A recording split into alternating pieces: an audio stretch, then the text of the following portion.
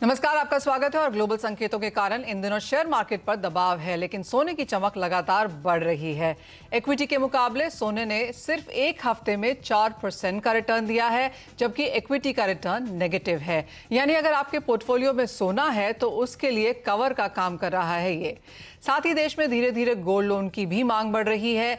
क्या है कारण? क्या सोना फिर नया रिकॉर्ड बनाएगा? अगले हफ्ते का आउटलुक कैसा है? निवेश के लिहाज से अब सोना कितना सही विकल्प है? इन सब बातों पर हम आज बात करेंगे। हमारे साथ जुड़े हैं सही बंधु के CEO and founder Rajesh Seth, All India gem and jewellery domestic council के वाइस चेयरमैन राजेश रोकरे, साथ ही हैं निर्मल बैंक कमोडिटीज के VP Kunal Shah and Augmont gold for all की हेड रिसर्च रनिशा चनानी। आप सबका कार्यक्रम में स्वागत है। और जैसे कहा गया कि अगर आप इस हफ्ते को देख लें और इस साल को भी अब तक देख लें तो हमने सोने की तरफ से यहाँ पर पॉजिटिव रिटर्न्स आते हुए देखे हैं, जबकि इक्विटी की तरफ से यहाँ पर नेगेटिव रिटर्न्स हैं। हाई यील्डिंग कमोडिटीज ने भी यहाँ पर नेगेटिव रिटर्न्स दिए हैं और करेंसीज का भी कुछ यहाँ पर यही हाल है। रनिशा, कैसे देखती हैं आप करंट गोल्ड के प्राइसेस जहाँ पर वॉलेटिलिटी काफी ज्यादा है? अब यहाँ से क्या करने की राय है?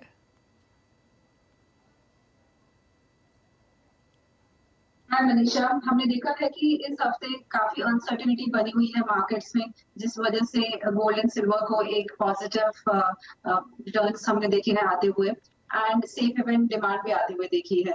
पिछले हफ्ते तक प्राइसेस में दबाव बना हुआ था क्योंकि हम जानते हैं कि अभी फेड की मीटिंग है और उसमें 25 to 50 बेसिस पॉइंट्स का रेट हाइक आने वाला था। पर जिस तरह से बैंकिंग क्राइसिस वेस्टर्न स्टेट्स में आ रहे हैं, हम देख रहे हैं कि वो उसका रिपल इफेक्ट वर्ल्ड ओवर पे आ रहा है और इस वजह से अनसर्टिनिटी काफी हो चुकी है। बैंकिंग क्राइसिस हो सकते हैं या फाइनेंशियल क्राइसिस हो सकते हैं, ये सब बातें भी हो रही है। तो इस वजह से जो नेक्स्ट वीक फेड की मीटिंग है उसमें इंटरेस्ट रेट्स शायद ना बढ़े, एक पॉज आए, कि इसकी वजह से हम देख रहे हैं कि गोल्ड एंड सिल्वर को काफी सपोर्ट मिला है। This is the only main reason. And उसकी वजह से हमने देखा है कि जो ट्रेजरी यील्ड्स है यूएस की, वो भी काफी गिरी है। 4% थी पिछले हफ्ते, इस हफ्ते हम देख रहे हैं 3.5% के आसपास है। तो ये गोल्ड एंड सिल्वर की प्राइसेस को काफी बूस्ट दे रहा है। आई थिंक अगर इसी तरह से ये पॉजिटिविटी कंटिन्यू रही और रेजिस्टेंस ब्रेक होते रहे तो मुझे लगता है 60,000 की लेवल हम गोल्ड की बहुत जल्दी ही देख पाएंगे before this fade meeting on Wednesday. Absolutely. तो काफ़ी सारे ऐसे फैक्टर्स हैं जो यहाँ पर इसको सपोर्ट कर रहे हैं। और अगर एक्चुअल में हम कोई भी इंटरेस्ट रेट हाइक या 25 बेसिस पॉइंट की रेट हाइक देखते हैं तो वो सोने के लिए यहाँ पर पॉजिटिव रह सकता है, क्योंकि दैट इज एग्जैक्टली जो सोना का बाजार एज ऑफ नाउ यहाँ पर फैक्टर इन कर रहा है। राजेश जी, आपसे भी जानना चाहेंगे, अच्छी खासी उठापटक इस साल में ऑलरेडी हमने यहाँ पर देख ली है। 1810 का लो तो ऊपर में 1960 तक के हाइज यहाँ पर बनते हुए नजर आए हैं। तो $160 की मूवमेंट तो यहीं पर बनती हुई देखी है। कैसे देखते हैं आप प्राइसेस को आगे जाते हुए, और इस तरह की उठापटक में किस तरह की मांग है बाजार में? Thank you Manisha. हमारे बिजनेस के लिए गोल्ड लोन प्राइस बहुत मायने रखती है। जब कभी भी गोल्ड प्राइस बढ़ती है तो गोल्ड लोन डिमांड भी इंक्रीज होता है, कि क्योंकि जिसके पास गोल्ड होता है सो सेम एसेट्स पे उनको ज्यादा लोन मिल सकती है। सो आरबीआई ने regulated entity both NBFC as well as bank ये 75% का कैप है। सो जो भी गोल्ड लोन लेने आते हैं उनका एक कोशिश रहता है कि सेम एसेट्स पे इनको ज्यादा लोन कैसे मिल सकता है। सो हम लोगों ने अभी देखा है लास्ट मार्च में compare to February already about 12% का इंक्रीज है। हाफ द मंथ अभी 15 तारीख तक का डेटा कंपेयर किया तो ऑलरेडी डिमांड बढ़ चुकी है। सो पिछले 3 साल का डेटा कंपेयर किया तो जब कभी भी गोल्ड प्राइसेस बढ़ती है गोल्ड लोन डिमांड भी ऊपर चले जाती है। Reverse also is applicable, but generally prices इतना गिरी नहीं है। सो हम लोग की यही है, उम्मीद है कि प्राइसेस 60,000 तक जाएगा। सो सेम एसेट पे लोगों को 15% ज्यादा लोन मिलेगा।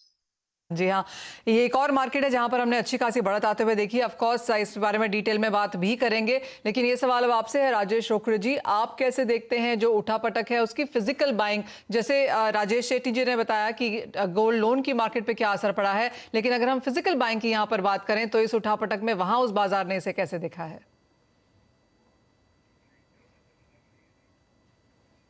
ओके, राजेश रोकड़े जी से यहाँ पर फिर से संपर्क करने की कोशिश करेंगे।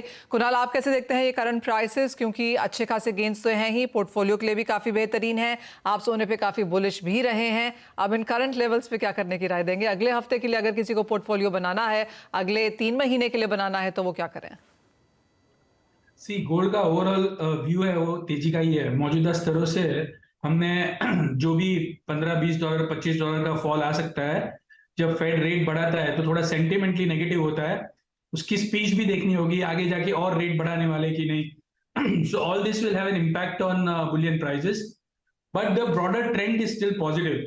आज हमने देखा यूएस में, यूरोप में बैंकिंग में प्रॉब्लम आए, सो वी डोंट नो अगर रेट बढ़ते रहेंगे तो आगे जाके कई और बैंकों में प्रॉब्लम आ सकते हैं, हाउसिंग में प्रॉब्लम आ सकते हैं, and we don't know which are the fractured areas. So higher rates, जो पेस में रेट बढ़े हैं, उसके कारण कहीं ना कहीं तो डैमेज होने वाला है। सो अभी हमने देखा बैंकिंग में डैमेज हुआ है, so it can spread to other domain. So ऐसे एनवायरमेंट में भले गोल्ड नीचे भी जाएगा तो डाउन साइड बहुत लिमिटेड है। मुझे लग रहा है 1880 1870 में शॉर्ट टर्म में नीचे गोल्ड नहीं जाएगा। ये सब लेवल्स के नीचे गोल्ड जाने की प्रोबेबिलिटी कम लग रही है। हमने ऑलरेडी एक अल्फा देख लिया है गोल्ड में। सो अभी अपसाइड में नेक्स्ट वीक मैक्सिमम मुझे लग रहा है 1950 या 1955 तक मैक्सिमम गोल्ड जा सकता है ऑन सीएमई। उससे ज्यादा अपसाइड के लिए we require more triggers. So directional view तेजी का है, छोटा मोटा प्रॉफिट टेकिंग आ सकता है नेक्स्ट वीक में। Try to capitalize on those profit taking और start making long position. Gold का जो लंबा व्यू है वो और भी तेजी का है। तो तेजी यहाँ पर बरकरार रह सकती है, और जैसे कुणाल कह रहे हैं कि 1950 तक किस तरह आपको इमीडिएट यहाँ पर अगले हफ्ते में शायद वॉच करने को मिल जाएंगे। राजेश रोकड़े जी, अगर आपको मेरी आवाज़ आ रही है तो आपसे भी जानना चाहेंगे कि ये जो उठापटक है सोने के भावों में, कितना फिजिकल डिमांड पर उसका असर पड़ा है?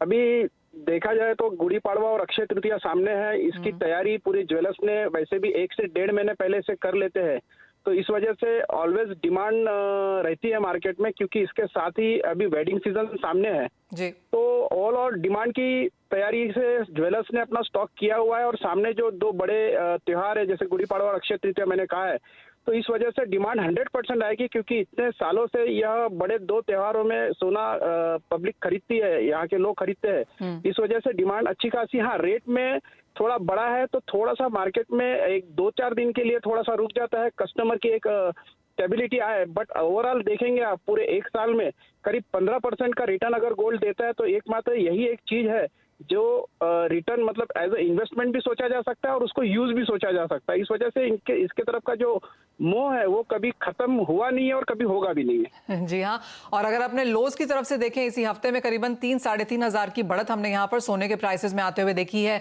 कुणाल, एक इंपॉर्टेंट क्यों यहाँ पर रुपए का भी रहता है, क्योंकि वहां पर भी हल्का सा डेप्रिसिएशन हुआ है। तो अंतर्राष्ट्रीय बाजारों में सोना भले ही कम बढ़ा हो, लेकिन भारतीय बाजारों में हमने कुशनिंग इफेक्ट उस वजह से भी आते हुए देखा। जी, अगर आप देखेंगे रुपी इज वेरी इंपॉर्टेंट फैक्टर, और आगे जाके अगर ऐसे ही हमने देखा था, ये लास्ट 7 से 8 दिन में फेडरल रिजर्व की बैलेंस शीट $300 बिलियन से बढ़ी है, और उसके बावजूद भी हमने रुपी में डेप्रिसिएशन आते हुए देखा है। So it will be very interesting. So यहाँ से फेड कोई भी इंडिकेशन देता है कि अगर आगे जाके वो इंटरेस्ट रेट नहीं बढ़ाएंगे, this is the last rate hike, then you will see a sharp fall in the dollar index.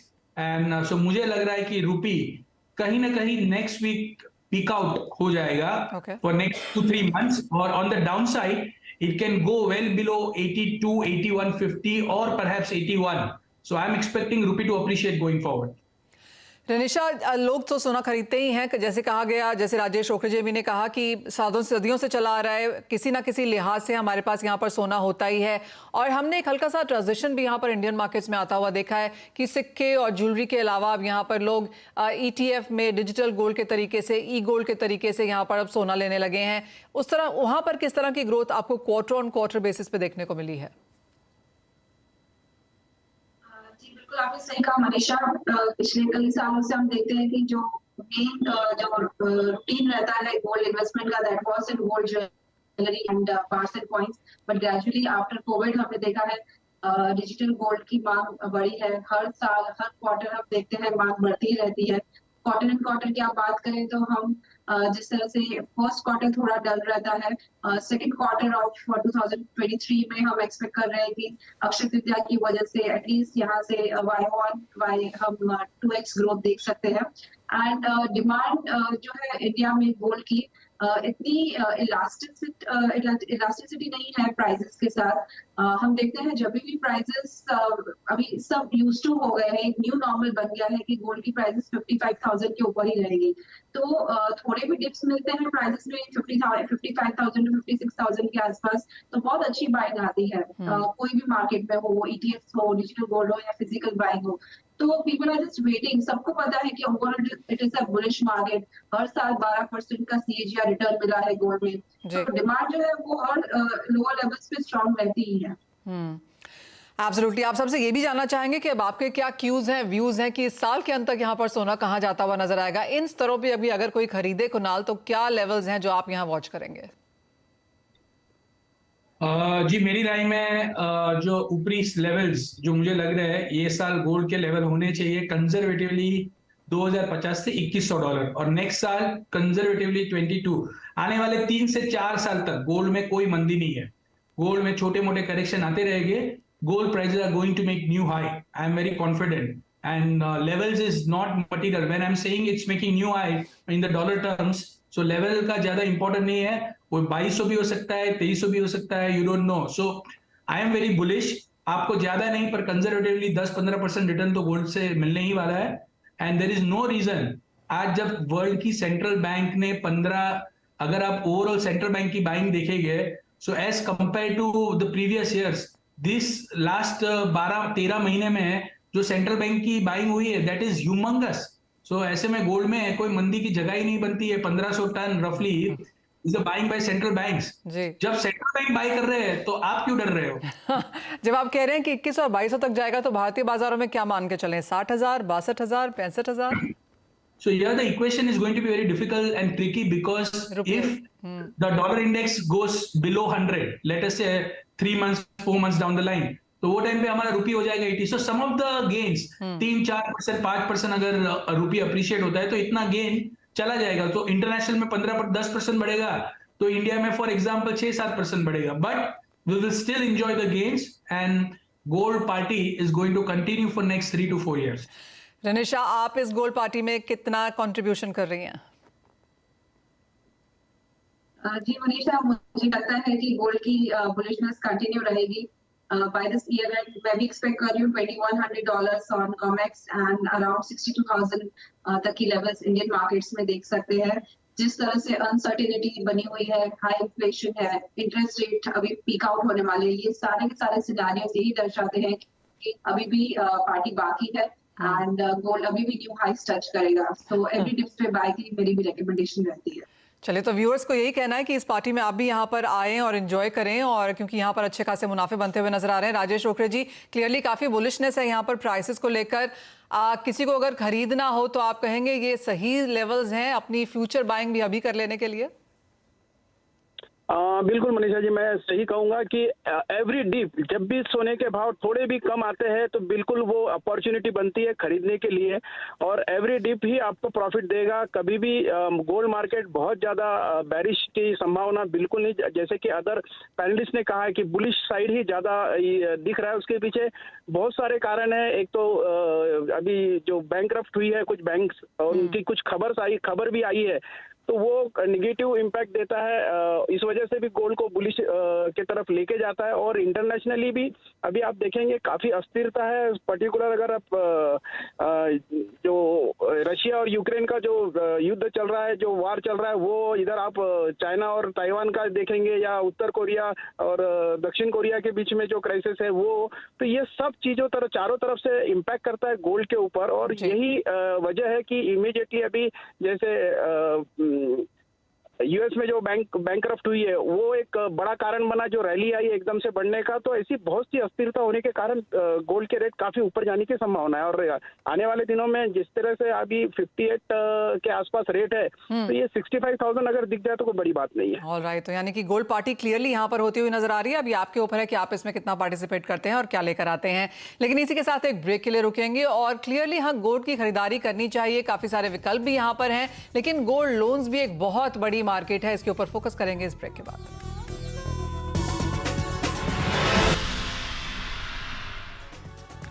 आपका स्वागत है। और गोल्ड लोन एक बहुत बड़ी यहाँ पर मार्केट नजर आ रही है, और जैसे राजेश शेट्टी जी ने ब्रेक से पहले कहा अभी कि 12% का इजाफा इसमें हमने आते हुए देखा है।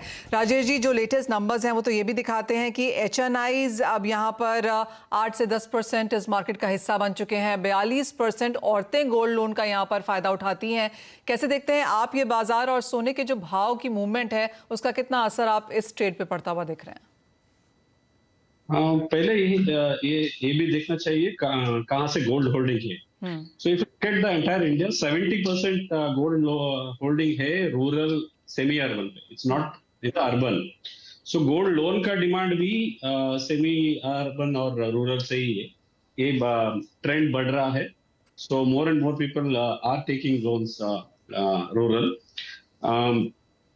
हम लोग ये देख रहे हैं कि वेरियस रीजंस के लिए ले रहे हैं। पहले ऐसा था इमरजेंसी फिनेंस के लिए ले रहे थे, अभी जो भी फी रिलेटेड स्कूल फीस या tuition fee in higher education, foreign travel related to job, so there are various reasons जिनके लिए पहले गोल्ड लोन नहीं लेते थे, वो भी अभी गोल्ड लोन लेने की सोच रहे हैं।